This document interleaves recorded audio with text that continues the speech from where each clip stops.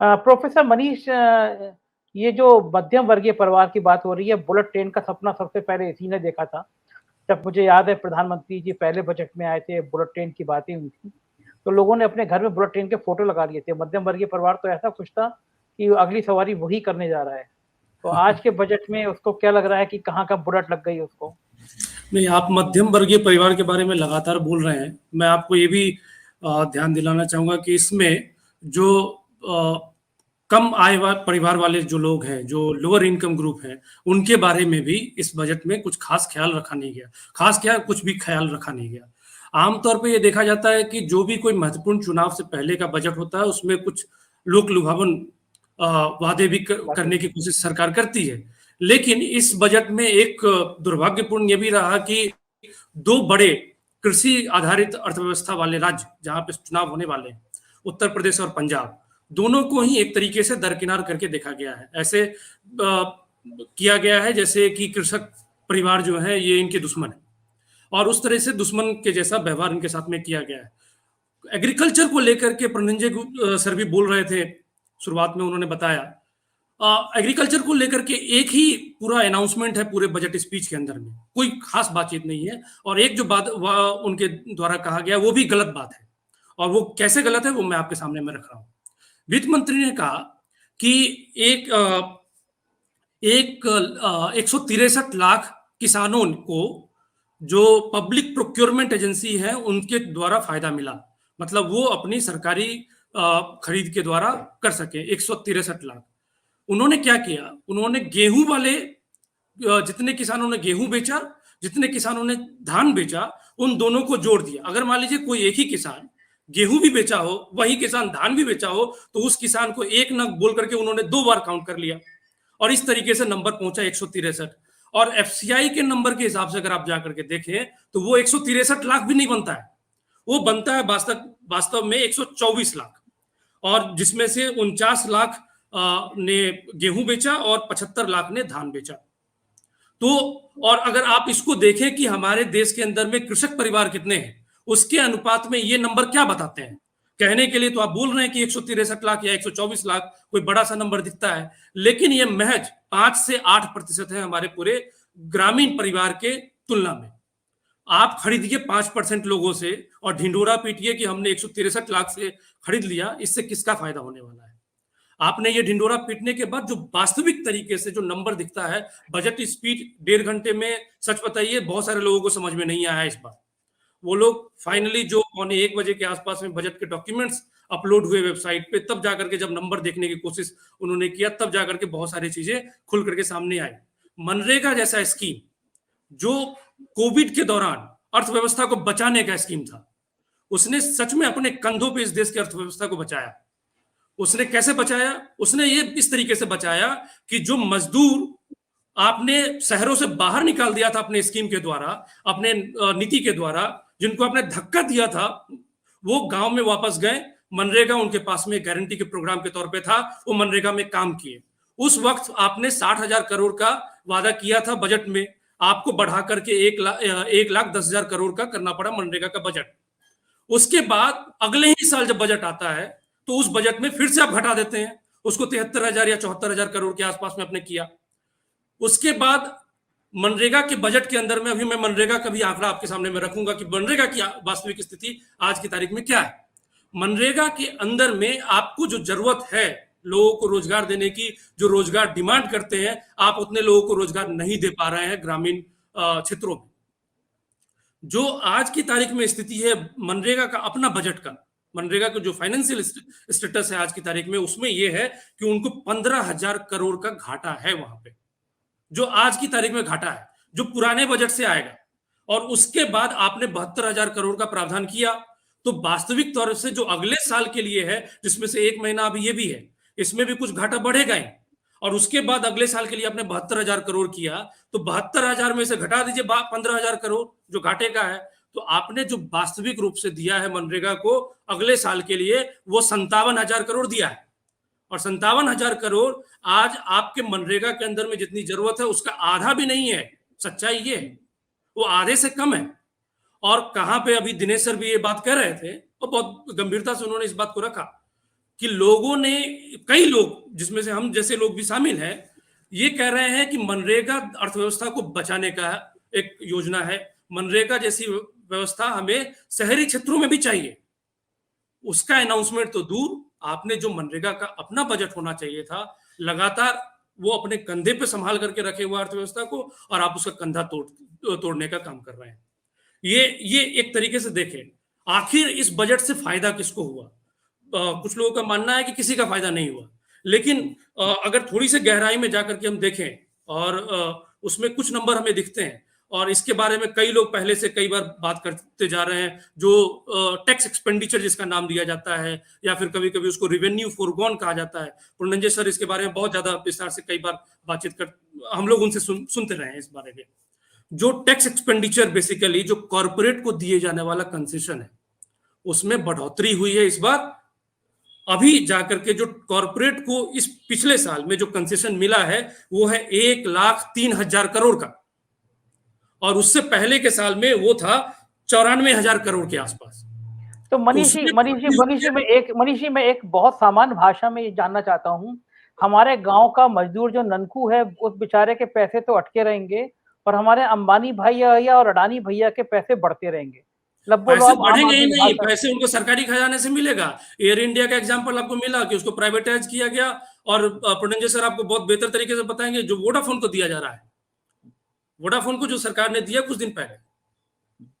तो इस तरीके से सही, बिल्कुल सच्चाई है, मनरेगा के मजदूर अपने पैसे पाने के लिए इंतजार करते रह जाते हैं, और जो जहां पे आपको सही में दिख रहा पैसा जा रहा है, उसमें से कंसेशन दिया गया कॉर्पोरेट को, जो पिछले साल की तुलना में इस साल जो दिया गया लास्ट ईयर 2021-22 का, वो कंसेशन 9,000 करोड़ रुपया ज्यादा है, 9,000 करोड़ रुपया ज्यादा है।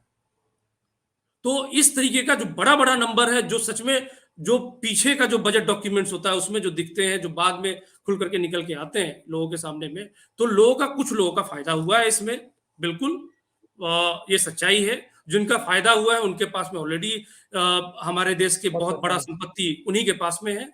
तो जिनका घर भरा हुआ है उसके घर को भरते चलिए, जिनका घर खाली है उनके घर से मिट्टी भी आप निकालते चलिए, उनके घर पे कुछ अगर छत पे कुछ बचा हुआ, हमारे यहाँ खपरा बोलते हैं उसको, मिट्टी का जो बना होता है, आप उसको भी लेते हुए चलिए। तो इस बजट में अगर कुछ हो पाया तो वही हो पाया। और दुर्भाग्य की बात है, जो मैं इस चीज को समझ नहीं पा रहा हूं कि इलेक्शन आपके सामने में है, उत्तर प्रदेश के अंदर में पिछले 5 साल के अंदर में ग्रामीण अर्थव्यवस्था पे आधारित लोगों की संख्या वास्तविक तौर पे बढ़ी है। जो टोटल वर्कफोर्स का डिपेंडेंट ऑन एग्रीकल्चर है उत्तर प्रदेश के अंदर में, उसमें 2% की वृद्धि हुई है। और उसके बावजूद अगर आप रूरल इकोनॉमी को इग्नोर कर रहे हैं, आप कृषि को इग्नोर कर रहे हैं, तो पता नहीं किस दिशा में इस देश को लेकर के जाना चाहते हैं। अगर सब कुछ वर्चुअल इन्वेस्टमेंट होना है और वर्चुअल डिजिटल फलाना ढिमकाना जो हो रहा है, अगर सब कुछ वही होना है तो चलिए ठीक है, रियल वर्ल्ड को हम लोग भी छोड़ देते हैं, हम लोग भी किसी वर्चुअल वर्ल्ड में ही रहते हैं। प्रोफेसर मनीष कुमार, आपके अशोक जी की बात से सहमत हैं कि आज ये जो बोला गया ये झूठ बोला गया? ये 2-3 चीज मैं उसमें करेक्ट करना चाहूंगा, करेक्ट नहीं, मतलब मैं अपनी प्रतिक्रिया देना चाहूंगा। मोटा मोटी मैं सहमत हूं, लेकिन कुछ एक चीज है जिसको लेकर के हमें समझने की जरूरत है। बजट में जो वित्तीय घाटे को लेकर के एक मिसकंसेप्शन है हमारे बहुत सारे जानकारों के बीच में। हमारे देश की समस्या ये नहीं है कि बजट में घाटा कितना है, हमारे देश की समस्या ये है कि किन किन मदों में कितना खर्च हो रहा है। अगर आप डिमांड साइड को मजबूत नहीं करते हैं तो आपकी इकोनॉमी को नुकसान होगा, ये बिल्कुल स्पष्ट बात है। और इसमें ज्यादा समझदारी की कोई रॉकेट साइंस नहीं है इसमें। देखिए, मैं आपको एक उदाहरण देता हूं कि अगर किसी की आमदनी, महीने की आमदनी 15 लाख रुपया है और उसको आप 100 रुपया जाकर के देते हैं, वो क्या करेगा? उसके लिए 100 रुपये का कोई मायने नहीं है। लेकिन अगर किसी की आमदनी 1,000 रुपया है, अगर उसको आप 100 रुपया देते हैं तो उसके लिए उसकी आमदनी 1,100 रुपये हो जाए तो वो किसी जरूरत के सामान पे खर्च करेगा, वो वापस इकोनॉमी में जाएगा और वो इकोनॉमी को दौड़ाने का काम करेगा। तो इकोनॉमी को चलाने का काम वो लोग नहीं करते हैं जिनको कॉर्पोरेट कंसेशन आप दे रहे हैं। इकोनॉमी वास्तविक तौर पे वो लोग चलाते हैं जिनकी आय बहुत कम है आज की तारीख में। वो अपने इनडायरेक्ट टैक्स का कंपोजिशन आपके बजट में हमेशा ज्यादा होता है। इनडायरेक्ट टैक्स देने वाला कौन है? उसका लगभग 70% हिस्सा गरीब परिवारों से आता है, मध्यम वर्गीय परिवारों से आता है। जो हम कंजम्पशन का खर्च करते हैं उससे जाता है इनडायरेक्ट टैक्स। तो जब हम खर्च कर रहे हैं, इकोनॉमी को चला रहे हैं, लेकिन वापस मिलने की बात आती है तो उसमें नहीं दिया जाता है। इसीलिए वित्तीय घाटा से बहुत बड़ी समस्या इस बात की है कि आखिर किन किन मदों में खर्च किया जा रहा है, मनरेगा की जैसे स्कीम को कितना दिया जा रहा है। एक और बात हुई जिसमें जीरो बजट फार्मिंग, उसके बारे में भी एक बार इस बजट में भी फाइनेंस मिनिस्टर ने चर्चा किया। दुर्भाग्य देखिए इस देश का क्या है, हम लोग एक समय ऐसा था ग्रीन रिवॉल्यूशन पीरियड से पहले, जिस समय अनाज को आयात करते थे, अनाज को लेकर के कितनी सारी पॉलिटिकल कंपल्सन हुआ करती थी, मजबूरियां हुआ करती थी इंटरनेशनल लेवल पे। बहुत सारे जानकार यहाँ पे हैं, अमेरिका किस तरीके से दबाव बनाता था। उसके बाद लाल बहादुर शास्त्री ने के अपील पे लोगों ने एक वक्त का खाना भी छोड़ा। वो सारी बातें इतिहास में दर्ज है। हम लोग एक ऐसे अर्थव्यवस्था में आज की तारीख में है कि हम अपना अनाज खुद उपजाते हैं और उसको निर्यात भी करने के स्थिति में है आज की तारीख में। मैं निर्यात पे भी थोड़ी देर में आऊंगा। लेकिन आप एक ऐसे चीज को फोकस कर रहे हैं जिसके साइंटिफिक एविडेंस नहीं है कि उससे उपज कितना बढ़े, जिसका कोई साइंटिफिक एविडेंस नहीं है कि ऑर्गेनिक कल्टीवेशन करने के बाद, या फिर जीरो बजट आप जिसको बोल रहे हैं, जो वास्तविक तौर पे जीरो बजट नहीं है। जीरो बजट में आप क्या कहते हैं?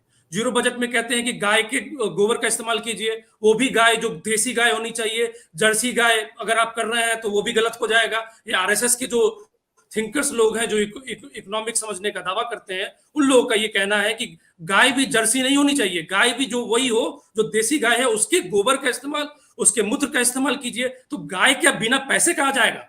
गाय क्या कोई और खरीद करके दान में दे देगा? गाय के लिए भी पैसा लगता है। आप उसमें कह रहे हैं कि दाल का इस्तेमाल होना चाहिए आपके फर्टिलाइजर के तौर पे। दाल क्या हवा में उग जाएगा? दाल के लिए भी खर्च लगेगा। तो जो आप जीरो बजट बोल रहे हैं, जिसमें आप कहते हैं कि कोई पैसा लगने वाला नहीं है, वास्तविक तौर पे उसमें उससे ज्यादा पैसा लगेगा जो आज की तारीख में किसान खर्च कर रहे हैं। किसान का खर्च बढ़ेगा उससे। और उसके बाद श्रीलंका जैसा एक देश का उदाहरण आज की तारीख में हमारे यहाँ है, वहां पे ऑर्गेनिक कल्टीवेशन को कंपलसरी कर दिया सरकार ने। और आज देखिए उनकी हालत क्या है, वहां के किसानों की हालत क्या बना दी है सरकार ने वहां पे। जिस चीज का साइंटिफिक एविडेंस आपके पास में नहीं है, वैज्ञानिक आधार नहीं है आपके पास में, उसको बिना निराधार तरीके से आप उसको प्रमोट कर रहे हैं। क्या उसी पुराने ढर्रे पे आप ले जाने की कोशिश कर रहे हैं जहां पे लोग फिर से आयात करना शुरू कर दें अनाजों का? आज की तारीख में हम वास्तविक तौर पे आत्मनिर्भर है। दूसरी बात यह कि एक्सपोर्ट को लेकर के भी लोग बात कर रहे हैं। हमारे देश में सही में हमारे जरूरत है, अगर हम उसको सही तरीके से पूरा करें, लोगों को डिस्ट्रीब्यूशन सही तरीके से मिले, तो उसके बाद हमारे पास में अनाज सरप्लस है। लेकिन कई बार इस बात की भी जरूरत है कि हम क्रॉप के डाइवर्सिफिकेशन को भी फोकस करें। क्रॉप डाइवर्सिफिकेशन को लेकर के एक जुमलेबाजी हुई है इस बजट के अंदर में। लगभग 110 करोड़ का प्रावधान किया गया क्रॉप डाइवर्सिफिकेशन में। आखिर क्रॉप डाइवर्सिफिकेशन क्या है? धान की खेती ज्यादातर आप कीजिएगा तो उसमें पानी की जरूरत है। पानी का इस्तेमाल जरूरत से ज्यादा आप करेंगे तो आपका ग्राउंड वाटर डिप्लेशन होगा। ग्राउंड वाटर डिप्लेशन होगा तो आपका फ्यूचर क्राइसिस में जा रहा है। आप अगर 110 करोड़ का प्रावधान सिर्फ और सिर्फ पंजाब में भी खर्च करें तो उनकी जरूरत पूरी ना हो।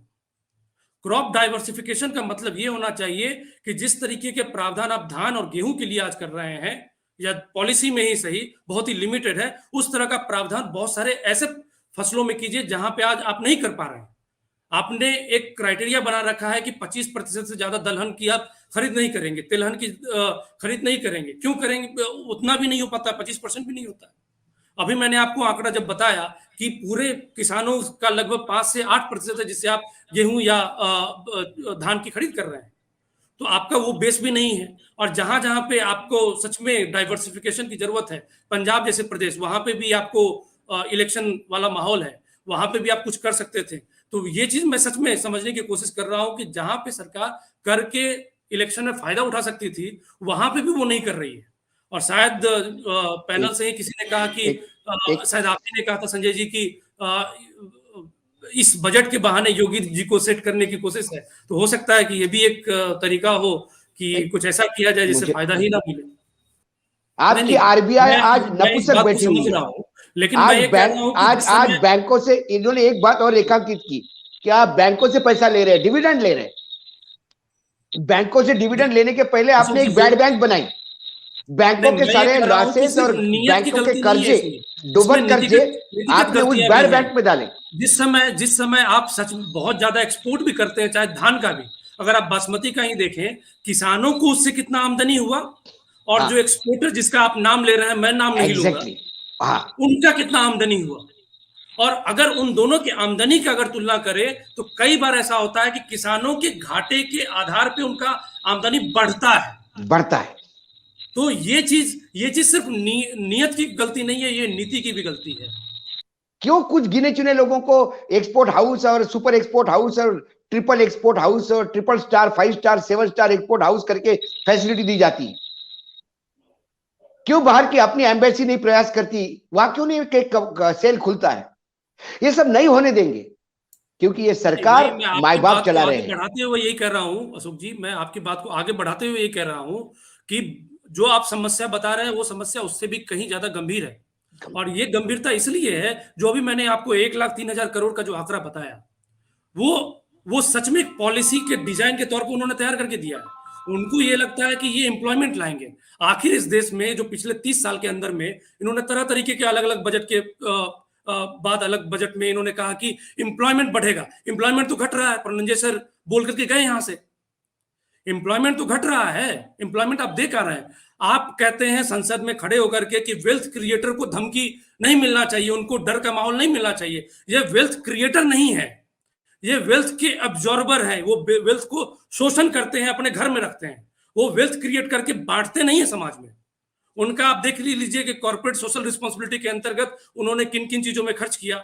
वहां पे भी वो इस तरह की चीजों में खर्च करते हैं जहां से रिटर्न वापस आ सके, जहां से उनको कुछ कमाई हो सके। वो इस तरीके कॉर्पोरेट सोशल रिस्पॉन्सिबिलिटी के अंदर में भी खर्च करते हैं।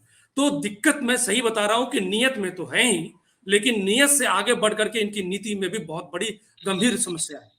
और जब तक वो नीति में परिवर्तन नहीं होगा तब तक हम इनको दे सकते हैं नीति के। ठीक है, ठीक है, नियत थैंक यू।